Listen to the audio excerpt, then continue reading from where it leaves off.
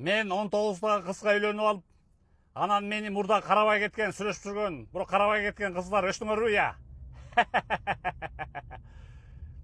Мисалы, Токтогулдук Айнагүл 87 жылкы, Акталалык Жамиля 87 жылкы,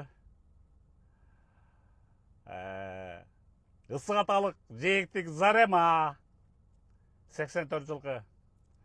Аз көрүп алып, көчүңөр күйүп өлүп атасыңар да. Ошентип 19 жаштагы кызга үйлөнүп калам мен деген. Мен деген Нурлан Мотоевмун. Басташканын басынткан, касташканын качырган Нурлан Мотоев деп коет мен. Өчөлам любой өчөлам. Мотивационный сайттарда айтылгандай, лучше эмес, эң жакшы өч алуу бул деген ийгиликке жетишүү дейт. Ал эми 19 жаштагы кызды мен үйлөнүп алдым. Мүмкүн акчанын күчүнө салдым. Мүмкүн байлыктын күчүнө салдым. Мүмкүн харизманын күчүнө салдым.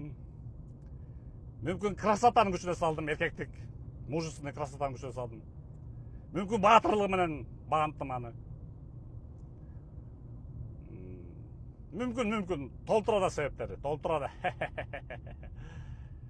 Так что ошол мотивационный сайттарда айтылган успехке жет дейт, любой кишиден өч аласың дейт. Өч алып бирөөнү өлтүрүп, анан сабап тепкилеп, анан дебей эле кой дейт, жаман сөз сүйлөп.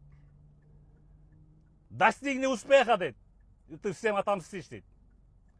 Мен азыр эсиме келген, эң обида кылып кеткен үчөөнүңөрдү эстедим, мурунку кыздарыман. Мен эле уктум, сен бааңар асылып кетиптир. Жүрөсүңөр шалпайып. Мен жакшы эркек экенин билесиңер деп барыңар деле. Ал эми бул кыздар эле жашап жүрүп, ажырашкан аялдар это не счет аялдар. Алар менден кеткен эмес. Мен аларды кетиргем. Потому что разлюбил. Сүйүп айтып кеткен. Алар 2-3 болгон. Они не в счет. Так что ушунака.